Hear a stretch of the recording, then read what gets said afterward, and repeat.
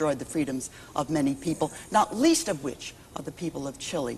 I agree with you that everything called free enterprise is not free enterprise. I agree with you that many things have been done under the name of free enterprise that are not consistent with free enterprise. I agree with you, and we stress over and over again in this series, that whenever businessmen have the chance, they will, of course, use government to pursue objectives which may or may not be in the interest of the public at large. But you always are talking about mixed systems, and I challenge you to find a single example in history at any time of any society where people have been relatively free, and I don't mean merely what you call merely economic freedom. I mean freedom in the full sense. I mean freedom of individuals to pursue their own objectives, their own values, to live their lives. I want you to name me any society in which you've had any large measure of that freedom, where capitalism and free enterprise has not been the predominant mechanism for controlling economic activity. Not the sole mechanism, but the dominant one. I want you to name me one exception. Your conception of freedom, does that apply in Chile today? Where the Chile is not politically free. Chile today does not have political freedom, and I do not condone, but let me go on for a moment, if you will. You raise the question, let me answer it.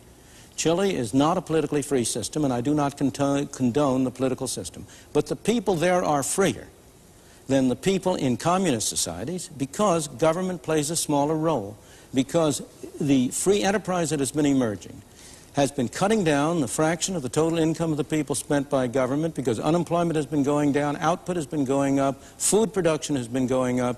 The conditions of the people not for the first time, but in the past few years, has been getting better and not worse. They would be still better to get rid of the junta and to be able to have a free democratic system. What I have said, and what I repeat here, is that it's a necessary condition. You cannot have a free society, in my opinion, and I know no counterexample, and I challenge you to produce one. You cannot have a free society unless free enterprise plays a substantial role. Let me come back, though, to your theory of equality, Milton, because I'm confused about it. You say there is a widespread demand for equality of material condition. Absolutely. Now, I don't know of a political party in a democracy that advocates that kind of equality. Well, I look at I challenge you to name one, a major party in a democracy which is advocating the kind of equality you've presented as a major threat to freedom. I'm perfectly willing to take your Labor Party. I'm perfectly willing to take some segments of our Democratic Party which have certainly advocated programs directed toward that objective, of course, in the practical political structure of democracies, and there's no question but what Britain, like the United States, is fundamentally a democracy and among the freest nations in the world, despite the growth of intervention.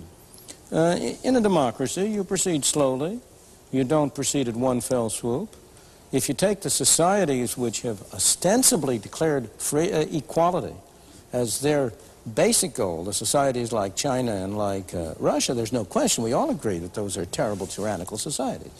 And so in a country like Britain and the United States, you have stopped very short of the objective, but there's no doubt what the objective of the parties has been.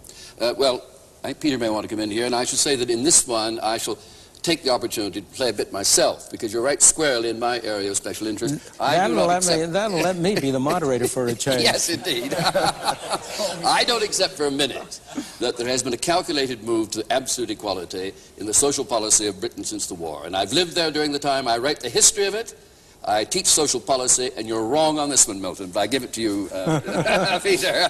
Well, I think Milton that's what's known as a 1-2. Yes. Milton is still equivocating as to whether he is attacking the idea of absolute equality, in which case his examples of the Labour Party, his examples of some sections of the Democratic Party just don't stand up, or whether he is maintaining the proposition that any concern to reduce inequalities of result, of outcome, not of opportunity, but of result, is wrong. Now, if he is saying the second, it seems to me that arguments that he's made don't tend to show that result. It is perfect. Well, just let me finish, because we let you finish. Okay. It is perfectly reasonable for a society to say, or for people in a society to say, and together through their political process to express the thought that there are many objectives that society has. Efficiency is one, prosperity is one, freedom is perhaps the most important of all, that concern about equality, or at least about reducing inequality, is another. And that we should ask ourselves the question, are all the inequalities that we face, the gross inequalities described in Dickens, the gross inequalities which you yourself reported in India, the gross inequalities which you yourself said in the film were offensive and were unfair, are all of these justified by the criteria of freedom and efficiency, or are some of them unnecessary? In other words, we take the principle that there should only be such inequality as is necessary and justified by one of the other criteria of a society. Now, if you're willing to say that, then you're not in disagreement with anybody. If you're denying that, you've made no arguments to support what you're saying. Now, before we have Milton reply, we must bring in Thomas. I think we're talking at cross purposes. On the one hand, we're talking about results that we're hoping for. On the other hand, we're talking about processes that we're setting in motion. You're saying, should we hope for certain kinds of lessening of inequality and so on? The real question, the political question is, shall we set in motion certain processes because we hope for that? And do those processes enhance or reduce freedom? And I think the argument that Milton is making, certainly the argument that I would make, is that the attempt at doing these things, and it doesn't really matter, it's a complete straw man to talk about absolute inequality. No, not yes, at all. Yes, it is, no. Absolutely. Throughout the film, this is the straw man he brings up in order to say how ridiculous to have absolute equality. And then he goes on to say how ridiculous to have my whole point is, homogenization as well. As a result, you see, that you set up processes whose end result may not be any more or less inequality than exists now, but the question is, those processes may indeed reduce freedom greatly.